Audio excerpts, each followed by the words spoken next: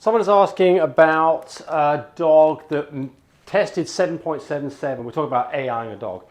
Tested 7.77 day 8, then the next day it was a 2.85. What's going on? So the answer is split heat. So what goes on here, and you typically see this in younger dogs, dogs that are first or second heat. And what you'd normally expect to see is day 1 to day 6, it goes up to about 1, a level of about 1 on a progesterone test, day 6. Then it does about 1 point a day rise till it gets to a level of 5, which is ovulation around day 9. Then it goes up about 70% a day, and we want to do our first insemination on around a 15, which is typically around day 11 through 13, for a vaginal AI. So what happened to this dog? Well, it started to go up nicely, and actually you're a little early, because day 8, you said you were at a 7.7. We'd really expect that to be more like, in day 10. So you're a little early. So this dog did this relatively normal looking graph. Take a different color here. So it followed this curve quite nicely, and then all of a sudden it did this. So this is the split heat. So what can happen is this can go on for a bit, and then the whole graph starts up again. So the question is, when do you test next?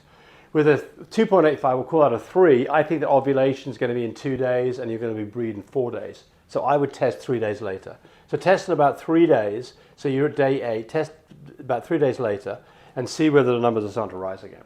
There's that one. Heated whelping system. When do you turn the heat down? So what we're talking about here is, in our heated whelping system, which, by the way, works so incredibly well. And my light's messing up. Oh dear.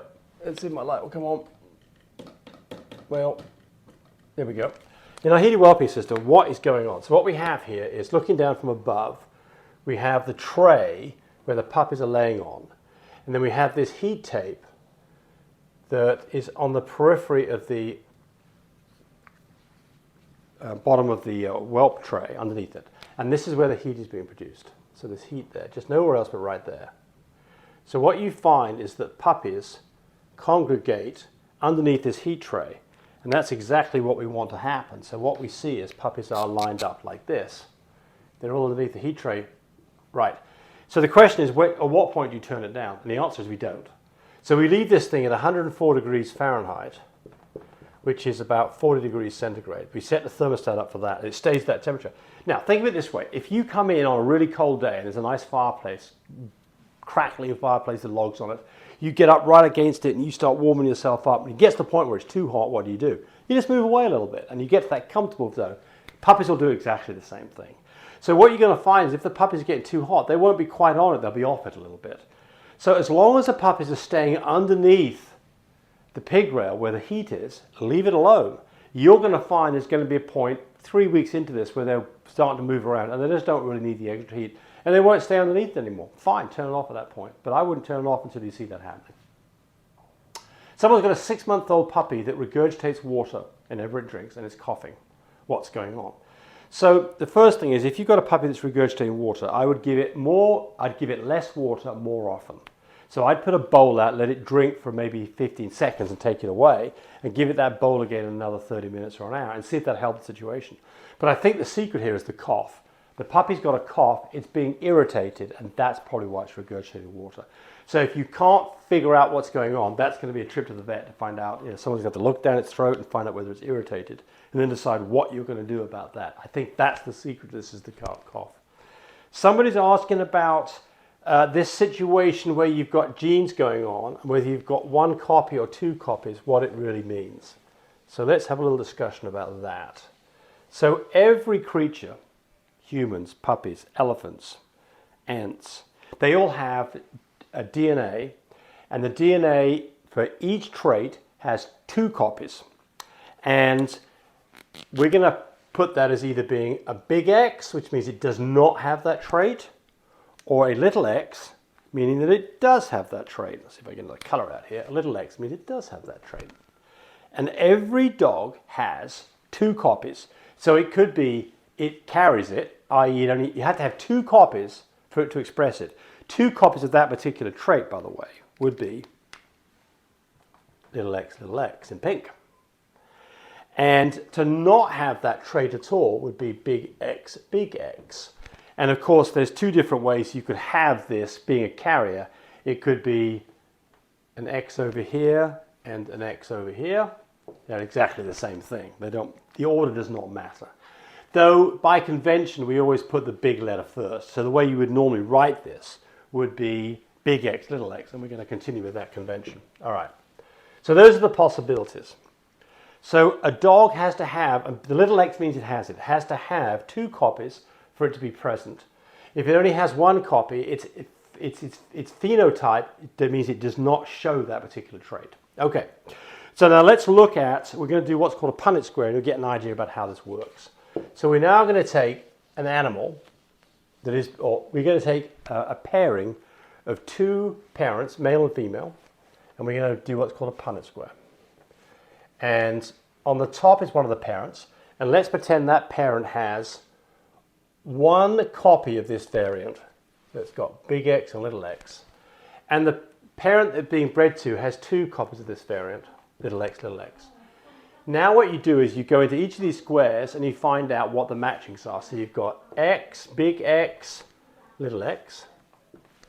You've got little x, little x. Here you've got little x, little x. And here you've got big X, little x. So what happens? So it doesn't make any difference whether this, there's no difference in the probability of which gene is given whether the dog is a male or a female. So it's not as though these things become more prevalent if the male has the gene versus the female. It makes no difference at all. So in this situation here, you have half the litter are carriers, and half the litter get the full version of it. So you've got half of them of this, and the other half of this. So you can play around with Punnett squares, and you can play around and see how the genetics actually works. But the answer is, it doesn't matter who has the copy. The chances of a puppy getting a copy from a parent is always 50-50. And it's all a question of how they stack up together as to what the chances are that puppies get the full version of it or a copy of it. A lot more to it than this, and I've got a lot of videos on this, so I'd say go back and look at some of my genetic videos if you want to learn more about this. Certainly can't explain it to you all in just a couple of minutes.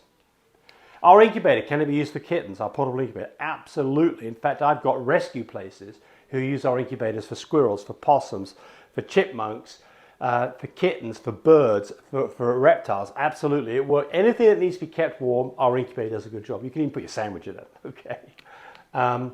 Someone's complaining about the fact that we've got our smelly puppies in the kitchen. I don't understand this. So, look, we've got grandkids who've come over. In fact, right now we have a grandkid over here who's 9 months old. He's smelly. He's in the kitchen with us on my lap. We would not banish him to be outside, and we don't do the same thing with our puppies. The secret is, just like with our great-grandchild, is you clean the poop up.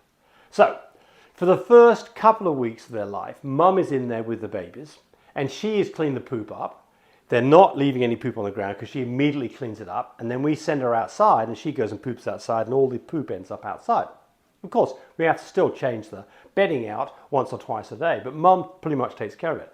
When we wean the puppies and we put them on regular food, well, in this case it would be like, mushy food. Mum's not in there anymore. They poop, but once they've eaten, they immediately start pooping. Within 5 minutes of them finishing their food, they're pooping. So what we do is this. We feed them their food. 10-15 minutes later, we pick up all of the bedding, we throw it away. And at that point, all that poop gets put into a plastic bag. My lights quit again. In a plastic bag, and it gets taken out and put in the trash. So we don't leave poop in the cage, ever. So that's the secret to this. The secret is you don't have smelly puppies in the kitchen because you don't allow the poop to pile up. You clean the poop up. That's it. So I don't understand that. Apparently you're not cleaning your poop up very well. You need to do a better job cleaning your poop up. If you clean the poop up properly, then they can be in the kitchen with you.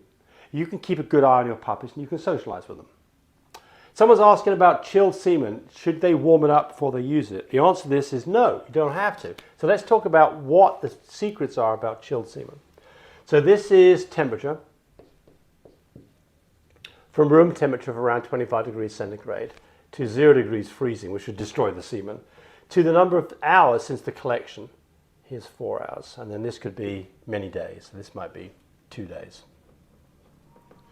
So the way Well, the way our system works, and it's unique because all the other systems out there don't electronically control the temperature, but the way ours works is it cools it down fairly rapidly to 18 degrees, and then it cools it down very slowly over a 4-hour period to 5 degrees. This is 5 degrees centigrade right here. And it then keeps it at 5 degrees centigrade until you get it. When you open the package up, it warms up fairly rapidly all by itself. And you don't have to control this process at all. It's just not critical. This is the critical part. This first 4 hours is super critical. And that's what we control with the shipmate. And then we maintain it strictly at 5 degrees centigrade for the entire trip. When you open the canister drop, it starts warming up naturally all by itself. And by the time you put it in the dog, within 30 seconds, it's going to be at dog temperature, 100 degrees Fahrenheit. You don't have to do anything at this end. This is the end that matters. So the answer is nothing special for you to do at all. No warm-up is necessary.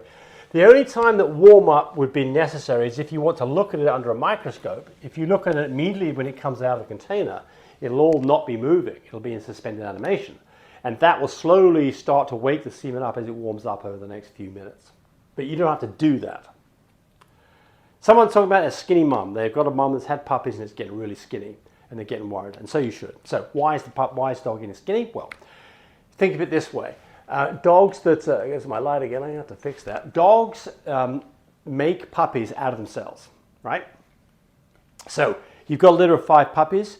Those 5 puppies are getting their nourishment from mum, and mum is giving up her body for that to happen. And she needs to replace those nourishments with calories. It's all about calorific intake. So you've got to get your mum eating food and lots of it. So we don't hold back on food when mum's whelped. We leave food in there all the time. And the secret is to find food that she wants to eat. And that can be a struggle sometimes because they can be pretty finicky, especially for the first day or two. But you've got to get them eating.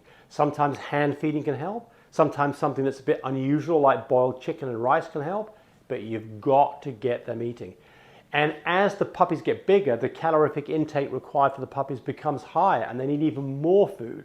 So you've got to get calories on board. And if you don't, your dog's going to look really skinny and it'll start losing its hair and it'll look pretty tough.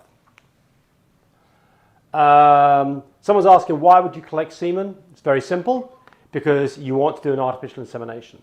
You want to do an artificial insemination because you want to avoid contact between dogs. You want to do an artificial insemination because the dog's physically in some other part of the country. You want to do an artificial insemination because you want to control the process and maybe the dog can't get the actual mating done themselves, like French bulldogs. So that's why you collect semen. And of course the other one is you want to archive it. You want to put it into liquid nitrogen and keep it for years or decades because that dog won't be around anymore, but it produces beautiful dogs and you want to produce those dogs in the future. Someone's got a puppy with a swollen eye, 4 days old. They're worried, should they go to the vet? So my experience with this, which has been quite a bit, is that what you see is typically one eye swollen up. It might show up day 4 through day 10. You start to see a bulging eye, kind of worrisome. This is what I do. I go get a wet, warm paper towel and I start wiping it across the margin of the eyelids where they meet together. Maybe there's some crust there. And typically you can start to get a little area in the corner that opens up a little bit and you can get that pus and muck out of the eye. And if you can do that, you can get as much out of it as you can, do it maybe once or twice a day, and then get some terramycin and put a little bit of terramycin, squirt it back in that hole and move it around. And by the time the dog's eyes open up, typically everything is fine. What would the vet do? Give you some terramycin. They might give you an antibiotic. So if you're worried about this, always seek your vet. But that's what I do, and it's always worked for me just fine. There we go. Thanks for watching. Bye. Thanks for watching the video. I really appreciate people who subscribe to me. It helps me, encourage me to do more of these videos. But do remember, disclaimer here, I am not a vet. I'm not a licensed medical professional. I'm purely a person who's been breeding dogs for the last couple of decades.